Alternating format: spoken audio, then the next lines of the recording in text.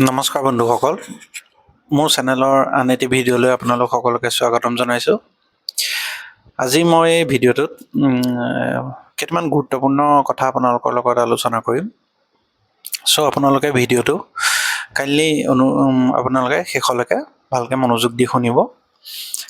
আৰু যদি ভাল পায় ভিডিঅ'টো তেনেহ'লে আনৰ লগতো আপোনালোকে ভিডিঅ'টো মোৰ শ্বেয়াৰ কৰিব আৰু লাইক কৰিব আৰু ছাবস্ক্ৰাইব কৰিব। আহক মই ইয়াত কেইটামান মূল কথা আপোনালোকৰ লগত আলোচনা কৰিম। যে প্ৰথম কথাটো হ'ল, মই এই ষ্টক মাৰ্কেট জাৰ্ণিটোত আপোনাৰ এৰাউণ্ড 2015 পৰা আছোঁ আৰু এতিয়া এৰাউণ্ড মোৰ 10 বছৰৰ ওপৰত এই ফিল্ডটোত থকা হ'ল। আৰু মই এই সময়ছোৱাত বিভিন্নজন মানুহ লগ পাইছোঁ বা বিভিন্ন মোৰ কলিগছো আছিলে যি একেলগেও ষ্টাৰ্ট কৰিছিলোঁ। চ' এটা সময়ত ধৰক তেওঁলোকে এই ষ্টক মাৰ্কেটৰ পৰা কমপ্লিটলি তেওঁলোকে এই জাৰ্ণিটোৰ পৰাই বাদ দি দিলে। আৰু বহুতো লগ পাইছোঁ যে তেওঁলোকে এতিয়াও ষ্টিল কৰে যদিও প্ৰফিটেবল তেওঁলোক হ'ব পৰা নাই আৰু তেওঁলোকৰ ধৰক যথেষ্ট লোকচানো হৈছে। চ' প্ৰায় এৰা নিচিনাই হৈছে। বা এতিয়া মই কিছুমান মানুহ ধৰক লগ পাই থাকোঁ যিবোৰেও ধৰক এনেকুৱা কথাই কয় যে না মানে পইচা বনাব নোৱাৰি কাৰণ ইয়াত বহুত লোকচান হয় আৰু প্ৰায় তেওঁলোকে গেমলিঙৰ নিচিনাকৈ ইয়াক ট্ৰিট কৰে। চ' মই মোৰ এক্সপিৰিয়েঞ্চৰ ফালৰ পৰা কৈছোঁ যে এইটো তেনেকুৱা কথা নহয়। আপুনি কোনো ফিল্ডতে যেতিয়ালৈকে আপুনি প্ৰকৃত নলেজটো নাপায় বা প্ৰকৃত একচুৱেল ৱেটো নেদেখে বা আপুনি একচুৱেল ৱেটো মানে আপুনি ধৰক গম নাপায়, তেতিয়ালৈকে আপুনি পইচা আৰ্ণ কৰিব নোৱাৰে। চ' মোৰ এই চেনেলটো বা ফেচবুকত মোৰ ভিডিঅ' দিয়া বা ইউটিউবত মই ভিডিঅ' দিয়াৰ মেইন উদ্দেশ্যটো হৈছে যে মই এটলিষ্ট অসমৰ ল'ৰা ছোৱালীখিনিক এটলিষ্ট ৰাইট পাথটো তেওঁলোকক যাতে মই দেখাব পাৰোঁ যে কোনকেইটা কাম কৰিলে বা কেনেকৈ তেওঁলোকে প্ৰচিড কৰিলে এই ফিল্ডটোত ছাকচেছ পাব পাৰে। কাৰণ মই ৰিচেণ্টলি ফেচবুকতো এগৰাকী ছোৱালীৰ মই ভিডিঅ' পাইছিলোঁ আৰু তেওঁ ধৰক পষ্টটো দিছিলে যে তেওঁৰ যথেষ্ট লোকচান হৈছে আৰু কি কাৰণে হৈছে সেইটো তেওঁ তাত জনাইছে। চ' তেওঁ তাত ধৰক মই দেখিছোঁ যে তেওঁ অপশ্যন ট্ৰেডিং কৰে। চ' অপশ্যনৰ ফলতে তেওঁৰ লোকচান হৈছে চাগে। বাকী মই বহুতো ধৰক চাম পাইছোঁ যে এতিয়াও মই ষ্টিল পাওঁ যে তেওঁলোকৰ লোকচানতে প্ৰায়খিনি লোকচানতে থাকে। আৰু সেই কথাটো আপোনাৰ জিৰ'ধাৰ যোনজন CEO নীতিন কামাথেও কৈছে যে 100ৰ প্ৰায় এৰাউণ্ড 98টাই লুজ কৰে পইচা। চ' সেইটো এটা মোৰ মেইন উদ্দেশ্য যে এটলিষ্ট মই অন্য হ'লেও মানুহখিনিক এটা ৰাইট পাথ এটা দেখুৱাব পাৰোঁ মোৰ ভিডিঅ'ৰ জৰিয়তে। আৰু ছেকেণ্ড কথাটো হ'ল, এই ফিল্ডটোত ধৰক মই যদি ভিডিঅ' বা আপোনালোকৰ আগত ভিডিঅ' বনাবলৈ বা ধৰক কিবা এটা কণ্টেণ্ট মই আপোনালোকক শ্বেয়াৰ কৰিবলৈ মই যথেষ্ট ষ্টাডি কৰিব লাগে। কাৰণ এনেকুৱা হয় ন, মই যদি ছাপ'জ মই আজি ধৰক মোৰ ইমান বছৰ এক্সপিৰিয়েঞ্চ হ'ল, মই বস্তুখিনি জানো, কিন্তু ধৰক নিজকে আপডেট ৰাখিবলৈ বা নিজেও অকণমান শিকি থাকিবলৈ যদি ধৰক মই আপোনালোকক ভিডিঅ'ৰ যোগেদি মই কিবা এটা শিকাব বিচাৰোঁ, তেতিয়া ধৰক মই নিজেও পঢ়া হয়। চ' সেইটো মই এটা প্ৰচেছ হয় যাতে মই নিজেও এই ফিল্ডটোৰ লগত এংগেজ হৈ থাকিব পাৰোঁ। নেক্সট কথা হ'ল, আপোনালোকে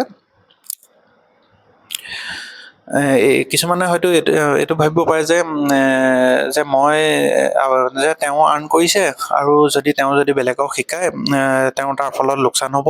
কিন্তু ধৰক এই ফিল্ডটোত সেইটো তেনেকুৱা নহয়, কাৰণ ইয়াত মাৰ্কেটত যথেষ্ট পইচা আছে আৰু এইটো কোনো কথা নহয় যে মই পইচা ঘটিলে আপুনি পইচা ঘটিলে ধৰক মোৰ লোকচান হ'ব বা মই পইচা ঘটিলে বেলেগেও ঘটিলে মোৰ লোকচান হ'ব। সেইটো তেনেকুৱা কোনো কথা নহয়। অপৰঞ্চি মানে মাৰ্কেটত কোনো পইচাৰ অভাৱ নাই, কিন্তু মাৰ্কেটত একচুৱেলি মানে প্ৰকৃত নলেজৰ অভাৱহে আছে। অপৰঞ্চি আপোনালোকক মই ইয়াত ধৰক ভিডিঅ' থ্ৰুৱেদি আপোনালোকক যদি মই মিছা ইনফৰমেশ্যন দিওঁ বা কিবা যদি মই ইয়াত ভুল ইনফৰমেশ্যন দিওঁ, আল্টিমেটলি ধৰক মই কৰ্মাত বিশ্বাস কৰোঁ। আজি যদি মই আপোনালোকক বেয়া ছাজেশ্যন বা ৰং পাথ এটা দেখুৱাওঁ আৰু তাৰ ফলত যদি আপোনালোকৰ লোকচান হয়, দেনতো ওপৰত কোনোবা এজন আছেই ন, আৰু তেখেতে ধৰক চাই আছে আৰু তাৰ প্ৰতিকাৰ বা তাৰ যোনখিনি ৰিয়েকশ্যনখিনি সেইখিনিতো মোৰ ওচৰত মই পামেই। চ' আপোনালোকে এইটো নাভাবিব যে মই মোৰ চেনেলত কিবা মই ৰং ইনফৰমেশ্যন বা আপোনালোকক ভুল ইনফৰমেশ্যন দি মিছলিড কৰিম। চ' সেইটো আপুনি ভুলতো নাভাবিব। মই যিখিনি জানো বা মোৰ যিখিনি এক্সপিৰিয়েঞ্চ আছে বা মই যেনেধৰণে কৰোঁ, মই সেইখিনি বস্তুহে মই আপোনালোকৰ আগত শ্বেয়াৰ কৰিছোঁ। অপৰঞ্চি আৰু এটা কথা কওঁ, আৰু মই ভিডিঅ'ত যে আপোনালোকক ধৰক এইখিনি এনালাইচিছখিনি মোৰ শ্বেয়াৰ কৰোঁ বা দেখাওঁ, সেইটো ধৰক মই একচুৱেলি এইটো কাৰণে নেদেখাওঁ যে মই এই শ্বেয়াৰটোত ধৰক ইনভেষ্ট কৰিছোঁ বা মই এইখিনি লৈছোঁ, মই সেইটো শ্ব' অফৰ কাৰণে আপোনালোকক দেখুওৱা নাই। মই জাষ্ট আপোনালোকক এটা মানে প্ৰচেছ দেখাইছোঁ যে কি ধৰণে আপোনালোকে শ্বেয়াৰটো বাচিব বা কি ধৰণে আপুনি বিজনেছটো পঢ়িব, তাৰপিছত ধৰক আপুনি ফাইনেন্সিয়েলখিনি কেনেকৈ চাব, তাৰপিছত ধৰক আপুনি টেকনিকেলি কেনেকৈ ট্ৰেড লয়, মই আপোনাক একচুৱেল মানে পাঠটো দেখাইছোঁ। আৰু এইটো জাষ্ট আপোনাৰ ধৰক ষ্টাৰ্টিং। মই কাৰণ এইটো বিষয়ৰ ওপৰত ক'বলৈ গ'লে বহুত কথা আছে, বহুত টপিক আছে।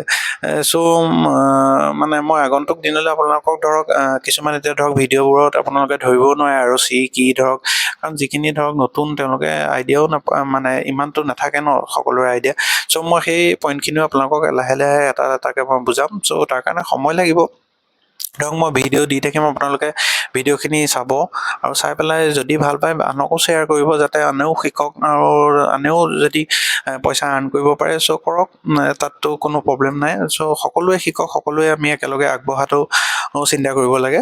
নেক্সট মই আৰু এটা পইণ্ট আপোনালোকলৈ কৈছোঁ যে আপোনালোকে এটা কথা চাব যে আপুনি ধৰক মই এতিয়া কিবা এটা ভিডিঅ' পষ্ট কৰিছোঁ আৰু তাৰ ভিত্তিত যদি আপোনালোকে ধৰক ষ্টকটো কিনে, চ' তেনেকুৱা ক্ষেত্ৰত আপুনি মোৰ পৰাই নহ'লেও আপুনি বেলেগৰ পৰাও যদি তেনেকুৱা ছাজেশ্যন লয়, চ' আপুনি ছাকচেছ হ'ব নোৱাৰিব। কাৰণ তাৰ অন্তৰালত মেইন কাৰণটো শুনক, কাৰণ আপোনালোকে কোম্পানীটো ইনভেষ্ট কৰাৰ আগত কোম্পানীটোৰ বিষয়ে জানিব লাগিব। কাইলৈ কিবা এটা কাৰণত যদি ষ্টকটো আপুনি কিনা প্ৰাইচৰ পৰা ফল কৰে, আৰু সেইটো অবভিয়াছলি মেক্সিমাম আপুনি 50-60% আপুনি শ্বেয়াৰটো লোৱাৰ পাছত সি তললৈ যোৱাটো স্বাভাৱিক, কাৰণ কেতিয়াও চিধা আপুনি কিনাৰ পাছত ওপৰলৈ নাযায়। চ' তেনেকুৱা চিটুৱেশ্যনত আপুনি জানিব লাগিব যে এই ষ্টকটো কিয় গিৰিছে, আৰু ধৰক আপুনি তাক হোল্ড কৰিবলৈ আপোনাৰ কনফিডেন্সটো তেতিয়াহে থাকিব যেতিয়া আপুনি ধৰক কোম্পানীটোৰ বিষয়ে ভালকৈ জানিব, ভালকৈ এনালাইচিছ কৰিব। চ' সেইটো কাৰণে কোনো মানুহ আজিলৈকে লোকৰ টিপছ লৈ পেলাই ছাকচেছ পোৱা নাই। আৰু যদি আপুনি এইটো ফিল্ডত ছাকচেছ পাব বিচাৰিছে, তেনেহ'লে নিজে ষ্টাডি কৰক আৰু নিজে এনালাইচিছ কৰক, আৰু তাৰপাছত আপুনি নিজৰ ডিচিশ্যন নিজে ল'ব। নেক্সট আৰু এটা কথা কৈছোঁ যে বহুতে ভাবে যে মোৰ ওচৰত কেপিটেল নাই, এতিয়া ইনিচিয়েল কেপিটেল মই কেনেকৈ ষ্টাৰ্ট কৰিম, বা মোৰ ওচৰত যাৰ ওচৰত কেপিটেল থাকে তেওঁৰ ওচৰত বেছি সুবিধা নেকি। কিন্তু কথাটো তেনেকুৱা নহয়। আপোনাৰ ওচৰত যদি প্ৰকৃত নলেজ নাই, আপোনাৰ ওচৰত যিমান টকাই থাকক আপুনি মাৰ্কেটত হেৰুৱাবই।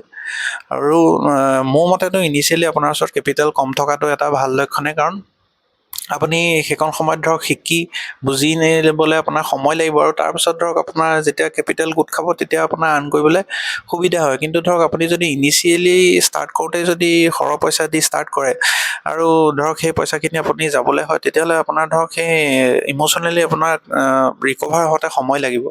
চ' সেইটো কাৰণে কম পইচা থকাটো কোনো অসুবিধাৰ কাৰণ নহয়। চ' এইটো এটা মোৰ মতেতো প্লাছ পইণ্টেই, কাৰণ আপুনি সেই ডিউৰেশ্যনটোত আপুনি নিজে পঢ়ক, নিজে শিকক, তাৰপিছত পইচা আৰ্ণ কৰক, নিজে গোটক, আৰু তাৰপিছত আপুনি শিকি বুজি নিজে ইনভেষ্ট কৰক।